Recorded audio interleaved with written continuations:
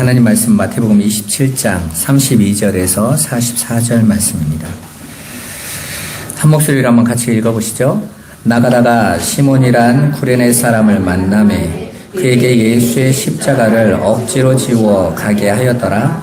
골고다 즉 해골의 곳이라는 곳에 이르러 쓸개 탄 포도주를 예수께 주어 마시게 하려 하였더니 예수께서 맛보시고 마시고자 하지 아니하시더라. 그들이 예수를 십자가에 못 박은 후에 그 옷을 제비 뽑아 나누고 거기 앉아 지키더라. 그 머리 위에 있는 유대인의 왕 예수라 쓴 죄패를 붙였더라.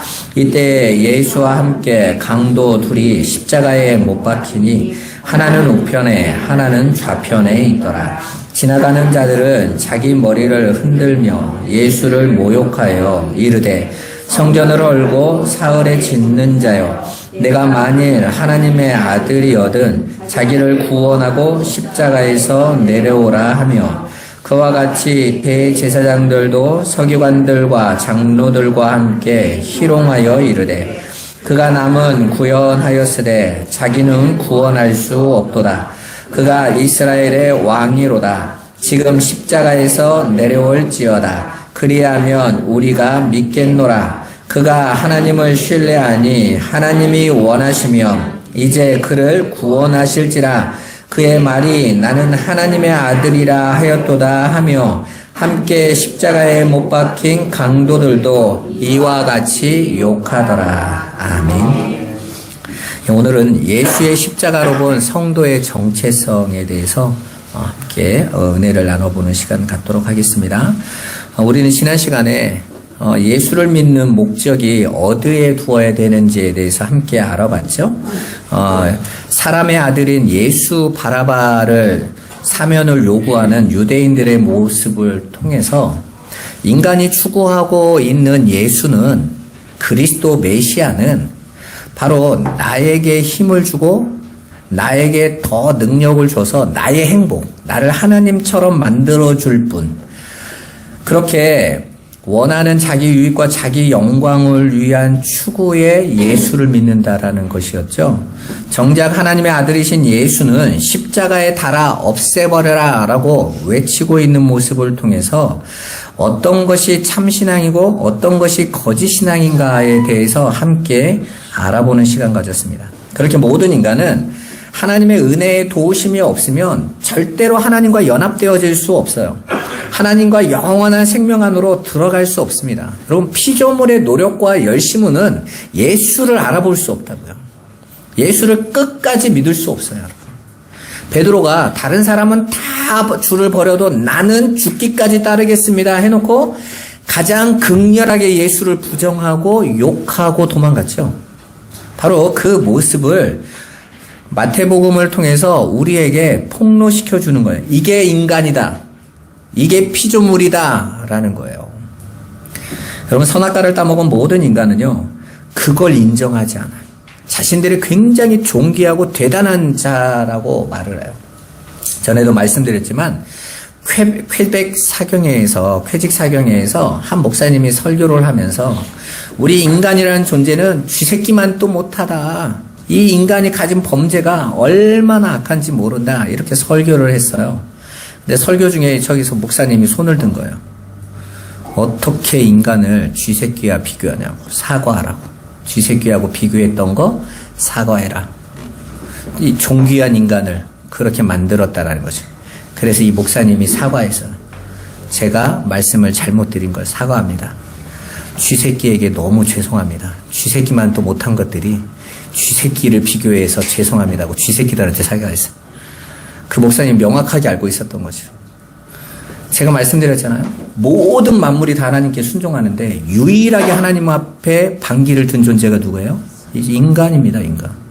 하나님의 눈에는 저 기어다니는 우리가 하찮게 여기는 개미나 우리가 대단하게 보이는 우리 인간이나 똑같아요. 제가 전에도 말씀드렸잖아요. 초파리의 유전자와 인간의 유전자가 딱 3% 다릅니다. 3%. 아무것도 아니라 다 똑같아요. 그 DNA 구조가. 하나님께서 얼마나 대단하게 바꿔서 대단한 창조물이 나온 것이 아니라 똑같은 거예요. 진화가 돼서 각자가 진화가 됐다면 그렇게 될 수가 없는 것이죠. 그렇게 인간은 우리가 하나님과 하나 되어져서 하늘의 왕, 영원한 생명을 누리는 것은 오직 하나님의 은혜 아니면 안 되는 것을 이 역사를 통해서 배우는 거예요. 여러분, 정말 하나님을 믿는 신앙생활이 쉽습니까? 정말 어렵습니다. 다른 게 어려운 게 아니에요. 내가 하나님을 잘 믿고 있는 건지, 이게 바르게 믿고 있는지, 잘못 믿고 있는지를 판단하기가 어려워서 힘든 거예요. 여러분, 만약에 아무리 고난이 와도 내가 이게 하나님을 믿는 게 맞다라고 하면 고난 괜찮은 거잖아요. 그죠? 반대로 내가 가고 있는 이 길이 잘못됐다는 걸 깨달으면 돌이키면 되는 거잖아요. 우리가 신천지인이나 이렇게 JMS나 이런 사람들을 보면 자신들이 잘못 가고 있는 길인 줄 알면 나오면 되는 거잖아요. 그런데 말을 해줘도 그 사람들이 알아듣던가요? 못 알아듣잖아요. 오히려 자기들이 진리 안에 있다라고 오히려 더 크게 고집하죠. 왜 그렇습니까? 나는 여기 안에서 행복한데? 나는 내가 지금 일어난 내 삶에 대해서 문제가 없는데? 이건 거예요. 모두가 지금 내게 나타나고 있는 현상과 상황을 가지고 나의 신앙을 지금 평가하고 있는 거예요. 그래서 자신의 감정과 지금 삶의 현실에서 나타나는 것. 그런데 중요한 건 신앙은 그걸로 확인될 수 없다라는 것이죠. 참된 신앙의 기준은 오직 진리의 말씀에 있습니다. 그래서 종교개혁자 칼빈이 말씀이 가는 곳까지 가고 말씀이 서는 곳에 서라라고 말했던 것입니다. 따라서 말씀 곧 진리의 선을 넘으면 그 순간부터 그건 신앙이 아니라 우상숭배가 됩니다. 그래서 마귀는 말씀을 가지고 우리를 미혹시켜서 우리를 말씀 밖으로 세상으로 우상숭배로 끌어내는 거예요. 그러니까 처음에는 뭘로 우리를 유혹하러 던져요? 말씀으로. 여러분, 우리가 주보 뒷면에 신천지의 이게 질문 답변에서 봤잖아요. 이들이 뭘 갖고 와요? 말씀 갖고 온다니까요. 말씀 딱 가지고 그 말씀을 던져가지고 이 말씀이 무슨 뜻인 줄 알아? 남은 자가 누군 줄 알아? 이긴 자가 누군 줄 알아? 하면서 굉장히 아는 것처럼 우리를 해서 우리를 유혹해 혹하게 만드는데 결국은 그 말씀이 하고자 하는 그 말을 하고 싶은 게 아니라 그 말로 솔깃하게 꼬셔서 우리를 말씀 밖으로 끌어가는 것이죠. 신천지 사람들은요, 예수 우습게 합니다. 왜요? 이제는 예수로의 구원은 끝났거든요. 그들의 교리대로면. 이제는 마지막 때, 재림 때의 구원자는 누구죠? 이만희예요. 그러니까 이제는 예수를 바라볼 필요가 없어요. 왜? 이만희가 마지막 때 구원자니까. 나를 구원하실 자는 누군 거예요? 예수가 아니고 이만희로 바뀐 거예요. 왜? 이제 초대교회 때의 분은 예수가 맞았지만 이제 세대로 딱 구분하고 넘어와서 이제 재림 때, 이제 재림으로 오는 그 메시아로 온, 그 성령으로 온 그분이 이만희다라고 말하는 거예요. 여러분, 성경 어디에 그런 얘기가 있어요? 그런데 그들은 다른 것을 가지고 하나님의 말씀을 속여버려요. 그런데 온통 자신들에게 말씀을 둘러놨기 때문에 자기들은 말씀대로 살고 있다고 착각하는 거예요. 그래서 마귀가 우리를 말씀으로 던지는 거예요. 여러분, 거짓 사도들이 뭘 가지고 우리에게 다가오고 계세요? 말씀으로 다가옵니다. 그래서 예수님이 말씀하시잖아요. 내 양은 내 음성을 알아듣는다. 여러분, 진짜로 실험을 해봤대요. 양들이 눈도 아주 0점 몇 밖에 안 돼서 아주 눈도 어둡고요. 얘들은 누군가의 보호를 받지 않으면 그냥 죽는 존재예요. 그냥 늑대가 오면 그냥 밥이야. 도망가는데 속도도 느려. 그냥 늑대는 그냥 밥이거든요. 그런데 양이 딱 하나 잘하는 게 뭐냐면 청력이 뛰어나대요. 그래서 우리 그런 거 있잖아요. 성대모사 잘하는 사람들. 그 사람들을 가가지고 이 양의 주인이 하고 있는 목소리가 똑같은 톤으로 똑같은 흉내를 내서 소리를 내봤는데 양들이 안 움직이더라는 거예요. 양은요, 딱 자기 주인의 데시벨만 명확하게 알아듣는 거예요. 그 정도로 섬세하게 음성을 청취해내는 능력을 가지고 있어요. 예수님이 바로 그 이야기를 다 가지고 와서 내 양은 내 음성을 안다. 그러죠. 그 말은 다른 말로 창세전에 하나님께서 택하신 양들은 아버지의 말씀, 진리의 말씀을 알아듣는다. 그들만 캐치해낸다는 거예요. 성령이 그들을 붙잡아 가시는 것이죠.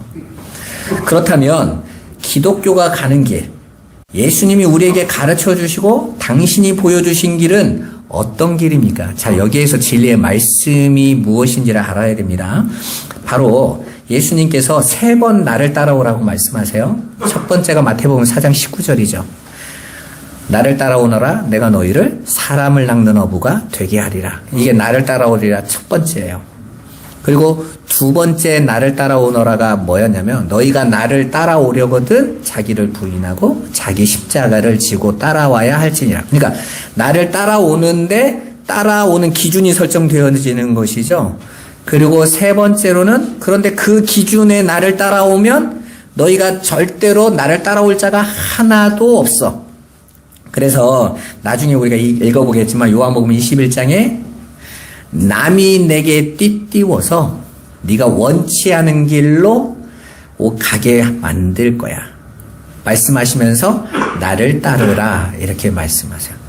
그러니까 예수를 따라가는 길은 내가 실천하고 적용할 수 있는 부분이 아니라는 거예요. 그래서 성령이 오신 거예요. 그러면 그렇게 성령이 오신 자들의 삶 속에서 나타나는 현상은 뭐라고요? 자기 부인과 자기 십자가의 삶이 나타나는 것이죠. 그렇게 예수를 따라가는 삶, 하나님께 영광 돌리는 삶이라는 거예요. 본문은 바로 우리 죄를 사하시기 위해서 십자가에 달리신 예수님에게 예수를 버린 사람들이 하던 말들이 기록되어 있습니다. 그게 무엇인지 한번 살펴보죠. 본문 40절에 보면 지금 십자가 밑에는 두 종류의 사람이 있어요.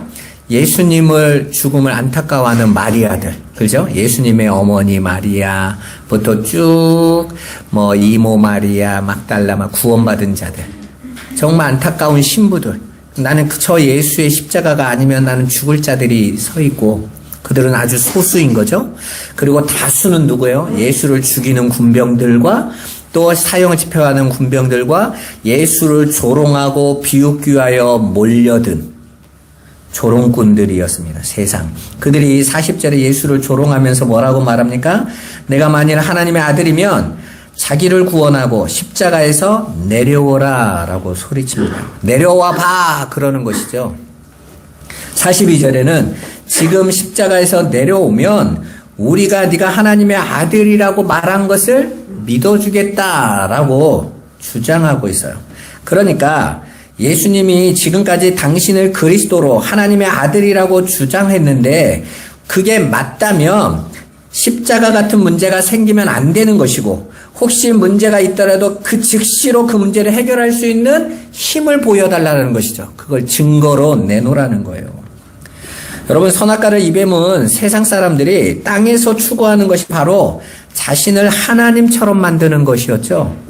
그래서 그들은 하나님처럼 자기를 힘있게 만들어줄 수 있다고 여기는 것들, 곧 물질이나 건강, 인기, 성공, 권세 같은 것들로 자기라는 성과 탑을 구축해 쌓아 올려 증명하라고 하는 거예요. 끊임없이 나를 증명하는 삶을 모든 인간들이 살아간단 말입니다.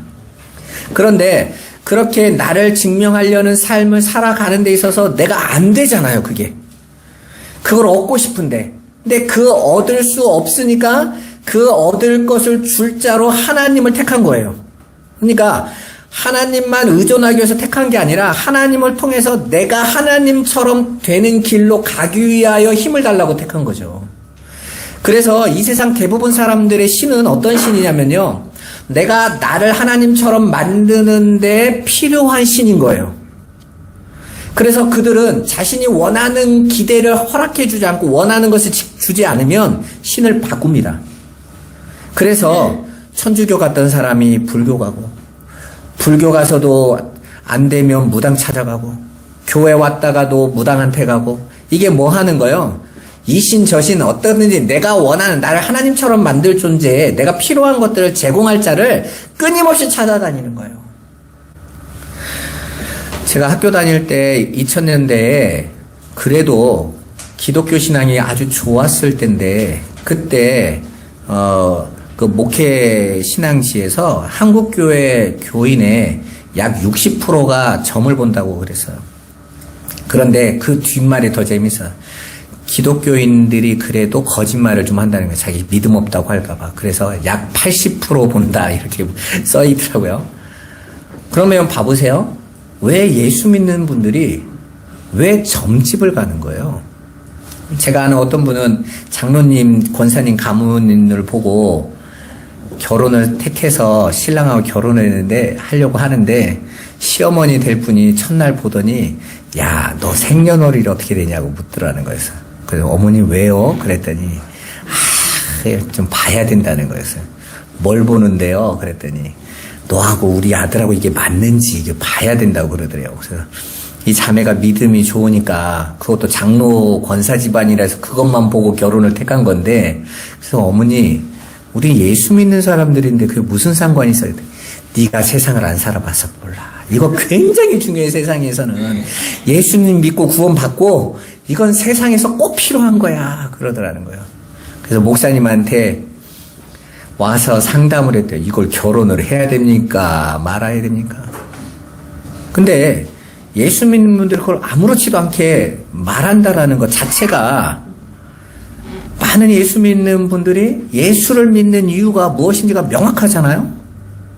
세상 안에서 심지어는 어떤 교회 성가대는 교회 그 무당집에 한 분이 가가지고 힘들어서 갔는데 예수 믿는 게 왜 왔어? 꺼져. 이 소리 하나 듣고 너무 은혜 받아서 성가대에서 50명이 있는데 간증했더니 그 다음 주에 50명이 다 갔대잖아요. 나 예수 믿는지 무당한테 확인받으러. 여러분 이만큼 예수 믿는 분들이 자기가 받은 구원이 무엇인지를 몰라요. 내 안에 예수가 있나? 그것조차도 모르고 그냥 교회 다니는 거예요. 그 신자나 불교 신자나 뭐가 달라요? 똑같이.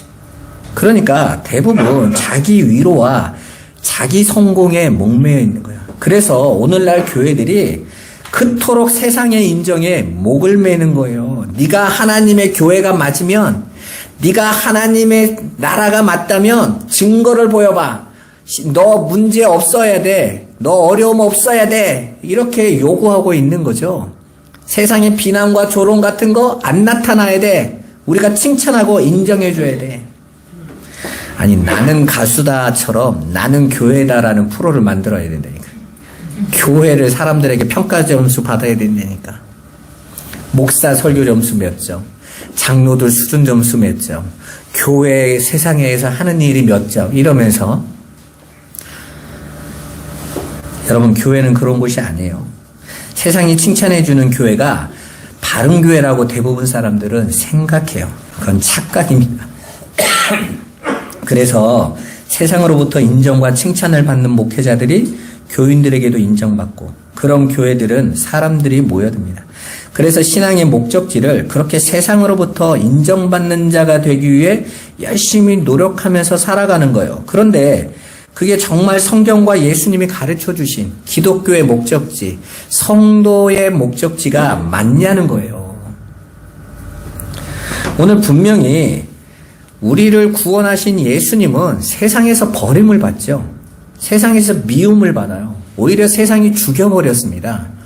그런데 아까 우리 사모님도 잠깐 말했지만 존귀 영광 모든 권세 주님 홀로 받으옵소서 멸시천대 십자가는 제가 지고 가오리다 라고 100년 전에 우리 성도들은 그렇게 찬양을 했는데 요즘의 성도들은 존귀 영광 모든 권세는 내게 돌리시고 멸시천대 십자가는 주님 지셨으니까 나한테 또 주지 마세요. 저 안 믿어버려요. 이렇게 주님을 협박하는 상황까지 오지 않았어요? 그게 정말 우리는 신앙이라고 말할 수 있습니까? 예수님이 가르쳐 주신 교회의 목적지가 어디죠? 나라는 존재 인간은 티끌에 불과한 존재라는 것을 확인시켜 주는 거예요. 하나님의 은혜가 없으면 인간은 자기 자신이 누구인지조차도 깨닫지 못해요. 그래서 생명이신 하나님만 전적으로 의존해야만 살 수 있고 오로지 하나님만 영광 받으실 분이에요. 하나님께만 영광 돌리는 자로 창조된 게 인간이란 말입니다. 따라서 하나님 나라만 가치 있는 나라라는 걸 이 세상에서 밝히 드러내주고 있는 거예요. 여러분 우리가 이번 주에 정말 놀라운 우리나라의 큰 대변을 봤는데 뭘 보였습니까? 야, 정말 하나님 나라 아니면 안 되겠구나. 이 세상 나라는 똑같구나. 발전되는 나라가 어디 있습니까? 그 외신에서 그랬더라고요. 저 나라가 K-팝과 모든 것으로 대단한 나라라고 지금 세상에서 야, 엄청난 나라가 됐구나.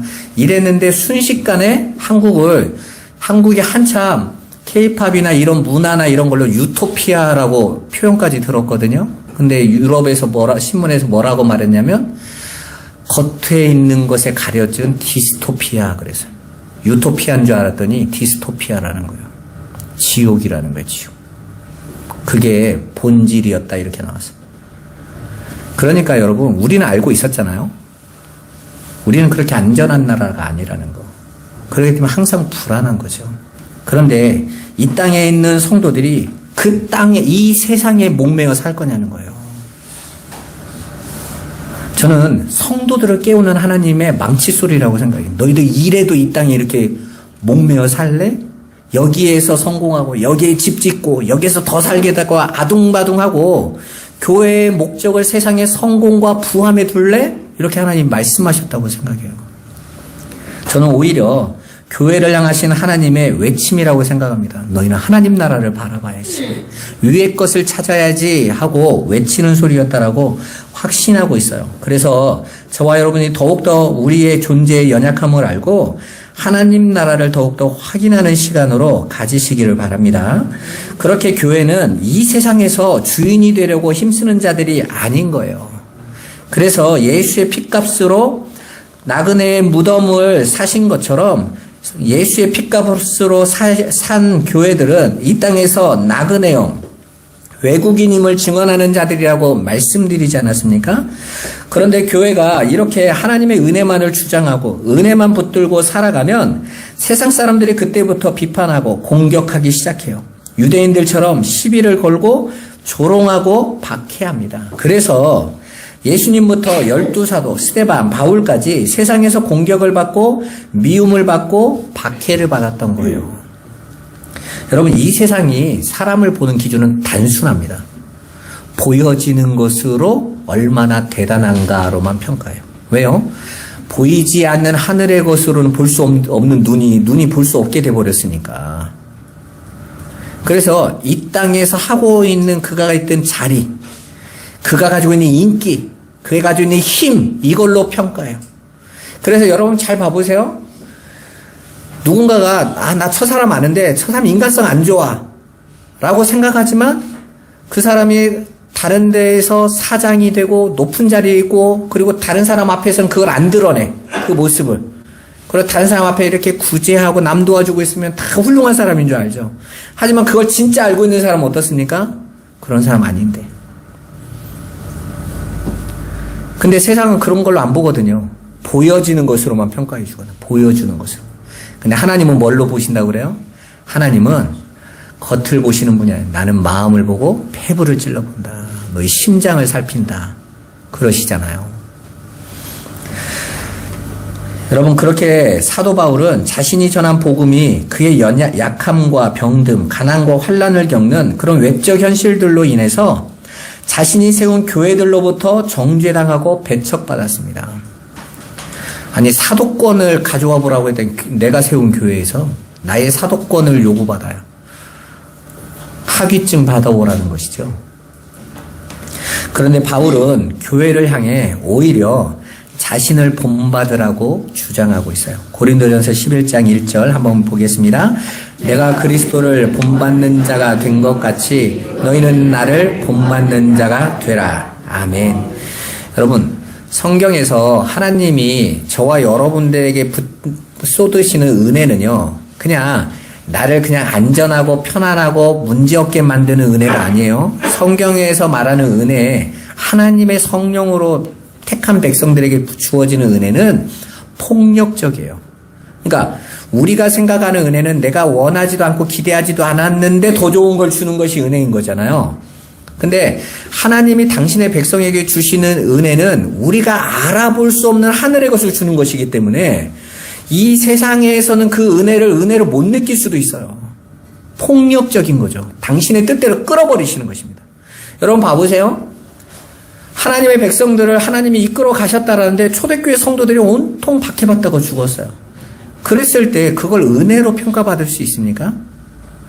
세상이 가지고 있는 단어적 해석으로 성경을 해석해보면 엉뚱한 신앙이 나오는 거예요. 기복신앙이 나온 이유가 뭔지 아십니까? 번영신앙이나 이런 것들이 바로 세상의 언어의 기준으로 성경의 언어를 해석해 보려고 하는 거예요. 그래서 성령이 진리로 다시 해석해 줘야만 알 수 있게 되는 것입니다. 오늘 본문을 살펴보세요. 예수님은 묵묵히 당신을 배신한 가룟 유다에게 팔려서 로마의 군정에 붙잡혀 죽으러 십자가에 지금 달려 계세요. 그리고 그 십자가 아래에서는 예수를 조롱하는 자들이 자기도 구원하지 못하는 자가 어떻게 하나님의 아들이냐며 끊임없이 너를 증명해내라고 요구받습니다. 그게 공중권세 잡은 마귀가 자기 백성들을 동원해서 성도를 공격하고 미혹하는 활동인 거예요. 마귀는 저와 여러분 앞에 끊임없이 나타나서 가인이 아벨을 넘어뜨리려고 한 것처럼 욥과 계시록의 마지막 한 사람까지 그렇게 열심히 성도의 정체성을 흔들면서 시험하는 거예요. 그런데 모든 성도가 그 시험을 다 어떻게 한다고요? 이긴다는 거예요. 이미 이겼다라는 거예요. 이게 소망인 거예요. 그리고 오히려 그 성도의 믿음을 확립시키도록 돕는 존재로 이 역사에서 활동하는 것입니다. 그러니까 여러분들에게 나타나는 모든 시험은 여러분을 돕는 것들인 거예요. 잠깐 넘어질 수는 있지만 아예 자빠지지는 않는다고 그러죠. 다시 일어나고 쓰러져도 또 일어나고 흔들리지만 똑바로 서서 결국은 뿌리를 굳게 내리는 자로 세우시는 거예요. 그렇게 마지막 한 사람까지 하나님의 뜻과 계획대로 다 완성되고 나면 이 역사와 인생은 끝이 나는 거예요. 여러분, 하늘의 백성인 교회는 이 세상에서 끊임없이 자기를 부인당하고 자기 십자가를 지는 자리로 끌려갑니다. 우리가 세상에서 기대하는 그런 주인된 삶, 내가 원하고 계획하고 꿈꾸는 그런 행복은 다 부정당하고 오직 예수 그리스도로만 평안을 얻는 삶으로 끌려가는 거예요. 제가 이번에 제주 주은혜교회에 가가지고 이렇게 말씀을 이렇게 쭉 전하는데 너무 은혜로운 시간이었어요. 제가 이렇게 수요일 날 가서 말씀을 전할 때 분위기가 싸하더라고요. 정말 분위기가 싸한 거예요. 우리 이제 이순아 목사님이 주일날 오면 안 되냐고 그러더라고요. 그래서 주일날 가려면 저녁 7시 예배나 해야 될 건데 그랬더니 그건 또 안 되는데 낮 예배니까. 그래서 그러냐고 할 수 없이 이제 수요일날로 잡은 거거든요. 근데 수요일날 오면 성도가 다 못 오니까 다 들려줬으면 싶어서 한 거죠. 그래서 제가 가면서 이틀 할 거라고 그랬잖아요. 근데 제 믿음이 이틀 할 것 같은 거예요. 근데 원래는 하루로 약속하고 갔는데 이틀 할 것 같은 거예요. 왜냐면 내게 주신 말씀이 너무 많은 거예요. 근데 이걸 하루로 하려면 너무 많아서.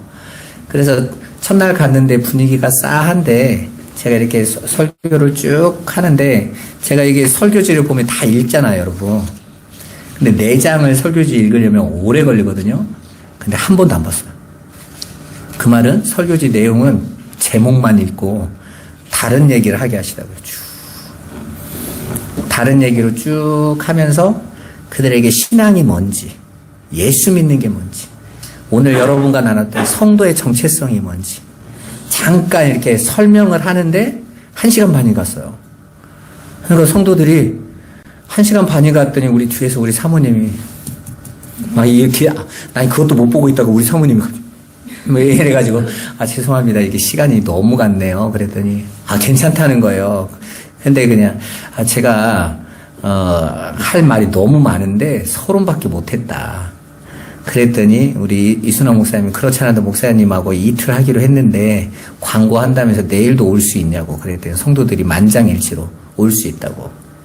그래서 다음 날 또 말씀을 같이 나눴는데 다음 날은 성도들이 서로 다 연락을 해서 거의 예배 인원만큼 왔대요. 다 오셔서 또 같이 은혜를 1시간 반 같이 나누고 너무 좋아서 그분들이 가진 게 그거였어요. 우리 목사님만 자꾸 땅의 것이 아닌 위의 것을 말하는데 이게 몇몇 교회를 나간 분들이 그게 틀렸다고 자꾸 성도들을 전화를 하는 거예요. 성도들 마음이 흔들리는 것이죠. 근데 자기 목사님하고 똑같은 말을 하는 분이 한 명 또 와가지고 말을 해주니까 그래서 제가 그랬어요. 우리 성도들도 옛날에 나만 그 말 하는 줄 알고 좀 걱정을 하다가 저 이천에서 이상한 목사님 하나 와가지고 같은 말을 해서 안심했었다. 한 명만 저러지는 않는구나. 근데 그게 굉장히 소문한 거예요. 그래서 이승환 목사님 너무 기뻐하시더라고요. 너무 다행이었다고. 여러분 봐보세요. 여러분 십자가의 길이 많이 가는 길이 아니에요. 그래서 그 길을 모두가 아는 게 아니라 사람들이 대부분 세상에서 내가 취할 수 있는 행복의 조건들을 얻어내는 것을 신앙이라고 생각해요. 그래서 하나님 진리로 우리를 이끌어 가시는 곳이 어딘지를 깨닫지 못하라는 거예요. 여러분, 그러나 하나님의 백성들은 이 땅 안에서 세상 안에서 평안을 보장받은 자들이 아니라 하늘의 평안을 약속받은 자들인 거예요. 구원받은 성도들은 다 하나같이 성령에 붙들려서 예수를 알게 돼요. 따라서 구원받은 그 직시로 지금까지 자기의 살아왔던 뜻대로 자기 욕심대로 살던 모든 것들은요, 하나님께 압류당하는 거예요. 차압당하는 겁니다. 출애굽기 3장 5절 한번 읽어보겠습니다. 하나님이 이르시되 이리로 가까이 오지 말라. 내가 선 곳은 거룩한 땅이니 내 발에서 신을 벗으라. 아멘. 봐보세요. 이 장면은 하나님께서 모세를 호렙산 떨기나무의 불꽃 아래에서 처음 만나시는 거잖아요. 그죠? 그런데 모세가 하나님 앞에 딱 나갔자 첫 번째 하나님이 요구하신 게 뭐냐면 내 발에서 신을 벗으라 하였어요. 여러분, 신발이 뭐죠? 신발은 사람들이 자신이 가고 싶은 곳으로 가려고 자신의 발을 보호하기 위해서 만든 거예요. 그러니까 내가 가고 싶은 곳을 가기 위하여 만든 거예요. 그래서 오늘날도 모든 사람들이 자신에게 맞는 신을 신고 자신이 가고 싶은 곳에 달려가는 겁니다. 산을 오르는 사람들은 등산화를 신고 어려운 일들, 못이나 이런 철근 작업을 하는 사람들은 안전화를 신죠. 그죠? 여성들이 백화점에서 일하는 아가씨들 보면 힐을 신고 있어요. 예쁨을 뽐내는 구두를 신고. 그러니까 모든 사람들은 다 자신이 원하는 것, 자신을 빛내주고 자신을 지켜줄 신발을 가지고 살아가고 있단 말입니다. 그런데 하나님 앞에 나올 때는 그 신발 다 어떻게 된다고요? 빼앗긴다고요. 벗어라 그런단 말입니다. 하나님은 하나님 백성에게 그런 신발을 신으라고 요구하지 않아요. 그런데 오늘날 성도들은요, 그 신발을 오히려 더 보강시켜달라고 기도하고 있는 거예요. 봐보세요. 자신이 신은 신발을 믿고 있기 때문에 그래요. 그래서 어떤 사람은 열심히 지식으로 신발을 만들고 물질로 신발을 만들며 세상의 힘을, 세상의 인기를 신발로 삼으려고 열심히 노력하고 있는 거예요. 그리고 또 그런 신발을 신은 사람은 으쓱으쓱거리는 것이죠. 그러나 절대로 그 신발이 그를 지켜주지 못합니다. 여러분, 아이젠을 신고 에베레스트 같은 산, 히말라야 같은 산을 등산을 하면 그 신발이 그 사람을 지켜줍니까? 여러분, 지금 온난화 때문에 그 히말라야에 이렇게 어려웠던 것들이 녹는데 막 죽은 시체들이 널려 있대잖아요, 여러분. 거기를 도전하겠다. 그 신발 신고 그 따뜻한 옷 입으면 될 거라고 갔던 자들이 무수하게 거기서 죽어가지고 얼은 상태로 있다가 녹음해서 막 드러나는 거예요. 우리는 성공한 사람만 광고로 들었기 때문에, 뉴스로 확인했기 때문에 다 성공한 줄 알고 있는 거죠. 천만에요. 어마어마한 사람들이 죽었어요. 하나님께서 그 산에 왜 그 환경을 만들어 놓겠어요? 너희가 오를 수 없는 산이 있단다. 그분이 하나님이셔. 이걸 배우라고 만들어 놨는데 끝까지 아이젠 만들고 올라가서 봉우리에 꽂겠다라는 것이죠. 그게 인간들 아닙니까? 그렇다고 그것으로 자신들이 하나님 앞에 이름을 낼 수 있어요? 세상 앞에 이름을 낼 뿐인 거예요. 그가 그것을 가지고 하나님 앞에 구원받을 수 없는 거죠. 모든 사람은 절대로 오히려 하나님의 진노의 심판을 피할 수 없는 겁니다. 그것 때문에. 그런데 예수님이 당신의 피로 산 교회, 성도들의 신발을 벗겨버리시고 성령의 신발을 신겨주세요. 에베소서에 보면 복음의 신발을 신어라 그러죠. 그죠? 그 복음이 뭐죠? 진리잖아요. 그 진리는 위에서 진리의 허리띠라는 단어로 또 연결되어져 있어요.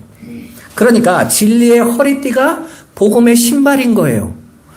그러니까 구원받은 성도들은 이제 성령의 신발을 신고 성령의 신발이 신겨져 버린 거죠. 강제 착용된 거예요. 붙들려서 십자가의 자리로 끌려 내려가게 되는 형국인 거예요. 요한복음 21장 18절 19절 같이 한번 읽어보겠습니다. 내가 진실로 진실로 내게 이르노니 내가 젊어서는 스스로 띠뛰고 원하는 곳으로 다녔거니와 늙어서는 내 팔을 벌리리니 남이 내게 띠띠우고 원하지 아니하는 곳으로 데려가리라. 이 말씀을 하심은 베드로가 어떠한 죽음으로 하나님께 영광을 돌릴 것을 가리키심이로라. 이 말씀을 하시고 베드로에게 이르시되 나를 따르라 하시니. 아멘. 이게 마지막 완성된 자리에 나를 따르라요. 근데 예수를 따랐더니 어디로 가더라고요? 어떠한 죽음을 당할지 말씀하심이라. 무덤으로 내려가는 성도들의 죽음을 통해서. 그런데 그 죽음이 하나님께 영광을 돌린다로 나와요. 그게 바로 하나님 나라요, 하나님 백성들의 하나님께 영광을 나타내는 삶인 거예요. 하나님의 백성은 그렇게 성령에 붙들려서 성령의 신발에 신고 끌려가서 하나님께 영광 돌리는 순종하는 자로 세워지게 되는 것입니다. 그렇게 그들은 이제 예수님처럼 자신을 비워버리고 아버지의 뜻대로 십자가를 지고 살아가게 되는 거예요. 바로 그 이야기가 예수님에게 끌려가는 걸 구경하다가 얼떨결에 예수님의 십자가를 지게 되어지는 구레네 사람 시몬의 이야기가 여기 담겨져 있는 거예요. 오늘 32절부터 보면 이런 이야기가 나오죠. 한 절이 딱 나와요. 시몬이란 구레네 사람을 만남에 그에게 예수의 십자가가 억지로 지워 가게 하였더라. 이게 구원의 방법이라니까요. 구레네 지역은 저 아프리카 지역에 있는 곳이에요. 그래서 보통 구레네 사람을 자꾸 흑인으로 영화에서 등장시키는데 구레네 사람은 흑인이라는 게 아니라 여기 시몬이라는 이름은 유대인이라는 뜻이에요. 유대인 이름을 가지고 있잖아요. 그러니까 디아스포라, 흩어져 있는 그 지역에 갔다가 유월절을 지키러 올라온 사람이 분명히 메시아라고 하고 호산나 다윗의 자손이여 하고 환영하던 그 예수가 며칠 만에 죄인이 돼서 십자가로 끌려가는 거니까 예루살렘의 최고의 구경거리 아니겠어요? 아니 방금까지 호산나라고 외치던 자들이 이제 예수가 죄인이라고 하나님을 모욕한 자라고 죽여야 된다고 그것도 반역자의 자리에 있던 바라바를 살려놓고 예수를 죽이겠다고 올려가고 있으니까 아마 예루살렘 모든 사람들이 그 구경을 하러 나왔을 거예요.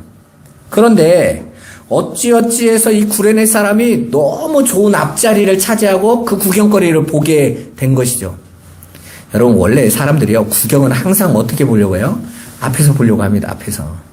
그게 좋은 구경이든 나쁜 구경이든 왜 뒤에서 보면 상황이 잘 파악이 안 되니까 어떻게든지 삐집고 앞에 오려고 하는 거죠. 구레네 사람이 그걸 다 보고 있는데 저기서부터 예수님이 채찍에 맞으면서 그 기둥을 끌고 오는데 십자가에 다는 기둥이 어마어마하게 무거운 기둥이거든요. 한 500kg 정도 된다고 그러더라고요. 그걸 가지고 끌고 가시는 이렇게 십자가의 기둥이 아니에요. 기둥을 미리 박아 놓은 거나 있고 그 위에 달 위에 기둥만 지고 가는 거예요. 그렇게 가는데 그 십자가의 기둥으로 가는데 그 매맞고 그 피떡이 된 몸으로 그 기둥을 치고 쓰러지고 넘어지고 오니까 그 기둥이 의지하고 오는데 기둥에 피가 얼마나 많이 묻었겠어요? 근데 예수님이 해필 왜 구레네 사람 앞에서 쓰러졌는데 해필 또 로마의 군병은 옆에 있는 구레네 사람한테 야 네가 져 이랬단 말이에요.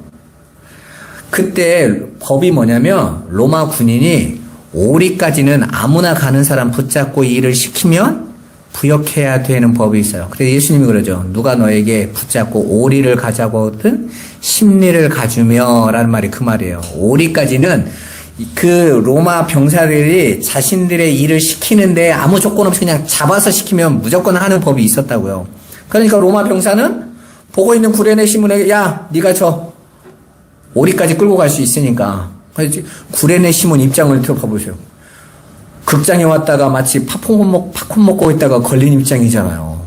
그것도 지금 영광스러운 자리로 가는 게 아니고 지금 죽으러 가는 사람 기둥 짊어지고 그 무거운 걸 자기가 들고 가는 거예요. 피 묻은 예수의 피를 그 기둥을 끌고 나도 힘들어 죽겠는데 끌고 가는 거죠. 가는데 앞에서 예수가 어떤 꼴을 당합니까? 사람들이 돌을 던지고 침을 받고 욕을 하고. 근데 그 소리를 해필 뒤에 가다 보니까 자기한테도 날라와. 자기도 당하고 가고 있는 거예요. 이 이야기를 무슨 얘기를 하고 싶은 거예요? 성도의 삶이 그게 예수를 따르는 삶이야. 너에게도 동일하게 나타나는 거야. 마가복음에는 그렇게 시몬이 십자가를 메고 예수님을 따라갔다라고 말하고 있어요. 예수님이 십자가 지고 간 그 길을 성도가 쫓아가는 형국인 거죠. 그런데 그렇게 강제로 십자가를 맨 시몬은 택함을 받은 성도였다라는 거예요. 나중에 초대교회에서 이 시몬의 이름이 계속 나오죠. 로마서 16장에는 보면 바울이 인사를 하는데 르포와 그의 어머니에게 문하라. 루포는 시몬의 아들이에요. 그의 어머니는 내 어머니다라고 말을 하고 있죠. 자, 그렇게 하나님에게 강제로 붙들려서 인생이 하나님의 뜻에 의해서 끌려가는 자의 삶, 그게 바로 성도의 삶입니다. 그렇게 하나님의 선택은 사람의 외적인 자격 때문이 아니라 구경하다가 얼떨결에 십자가가 짊어져 버리는 삶처럼 이 역사 속에서 하나님께서 당신의 백성에게 십자가를 짊어지게 해버리시는 거예요. 그 순간부터 억지로 끌려가는 거예요. 그 길이 즐거운 길이겠습니까? 피 묻은 십자가를 지는 삶, 그리고 억지로 끌려가는 삶인 거죠. 그걸 성경은 성도의 견인이라고 하는 거예요. 앞에서 예수님이 가시고 뒤에서 성도는 그 따라가고 있는 삶. 구원의 주도권은 철저히 하나님에게 있어요. 가난하게 살라는 뜻이 아니에요, 여러분. 여러분, 저는 가난한 사람이 힘든 줄 알았거든요. 근데 여자분들 보니까 가난한 사람이 힘든 게 아니라 못생긴 사람이 힘들다고 그러더라고요. 이쁜 사람은 많이 힘들대요. 그러니까 여자분들은 생긴 거 외모에 목숨을 걸잖아요, 여러분. 왜? 그거 갈로 살려고 하는 거니까. 이 세상에서 살아가는 모든 사람들이 세상에서 사는 삶의 방식이 힘들더라고요. 전 부자는 행복한 줄 알았거든요. 근데 부자는요, 자살을 하고 마약을 해요. 왜 저럴까 봤더니 가난한 사람은 차라리 내가 돈이 없어서 그런 거야. 못난 사람 내가 좀 못나서 그런 거야. 내가 조금만 잘나고 조금만 가지면 될 거야 라는 소망과 기대로 도전이라도 하는데 엉뚱한 거에 도전하지 마. 다 가져본 사람은 더 이상 도전할 것도 없어. 더 이상 도전할 것도 없는데 안 행복해. 그럼 어떻게 해야 되는 거예요? 그때부터는 절망하는 거예요. 여러분, 물질의 끝에 가본 사람은요, 이게 길이 아니네를 아는 거죠. 힘의 끝에 가본 사람은 이게 행복이 없네? 그러면 그때부터요, 죽는 거예요. 솔로몬이 그랬잖아요. 바람이다. 그래. 이거 갔더니 아무것도 없네? 하고 뒤에 외치는 거예요. 야, 여기 아무것도 없어. 오지 마, 오지 마. 이거 아무것도 없어. 이거 아무것도 아니야. 너희들 이걸로 너희 행복하게 될 거라고, 너희가 이렇게 잘 될 거라고 생각하지 마. 저주야, 이거. 그리고 뭐라고 말합니까? 일의 결국을 내가 너에게 얘기했지. 창조주를 기억해. 하나님께로 가야 돼. 이 길로 오면 안 돼. 라고 말했단 말입니다. 근데 예수 믿는 분들이 또 그 길을 가는 거예요. 오늘날 교회가 번영신학을 추구한다는 게 그 길로 더 가자라는 거잖아요. 그거 얻어서 이 세상의 행복도 쟁취할 수 있다라고 거짓말을 하고 있는 거잖아요, 여러분. 성도는 하나님에게 주도권을 빼앗겨서 하나님으로부터 시작돼서 하나님에서 끝이 나는 거예요. 하나님으로만 결론이 나는 거예요. 여러분은 평생 그걸 경험하는 거예요. 여러분들이 그 믿음 안에 안 세워지면요, 하나님 백성은요, 하나님이 주변의 걸로 막 뒤흔다니까요. 물질로도 뒤흔들고, 자녀로도 뒤흔들고, 환경으로도 뒤흔들고, 속 안 썩이던 남편이, 가정이, 형제들이 문제가 자꾸 터지는 거예요. 예수 바라보라는 거예요, 예수. 다른 거 기대하지 말라는 거예요. 여러분은 평생 그걸 그 하나님의 은혜의 폭력성을 알아가시면서 왜 이럴까라고 고민하다가, 이게 하나님의 은혜인 거구나. 그리고 거기서 감사하고 찬양하시면서 걸어가시면 되는 거예요. 오늘 예수님이 십자가로 걸어가시는 그 길에 구레네 사람이 십자가 지고 끌려가듯이 저와 여러분들에게 나타나는 그 십자가의 삶을 두려워 말고 믿음으로 걸어가시기를 주님의 이름으로 축원합니다. 기도하겠습니다. 살아계신 하나님 감사합니다. 예수님의 십자가로 말미암아 우리 성도의 정체성을 확인시켜 주신 주님, 이제는 우리가 믿음으로 주님 바라보며 오직 소망을 아버지께 두고 나가게 하여 주옵소서. 예수 그리스도의 이름으로 기도드리옵나이다. 아멘.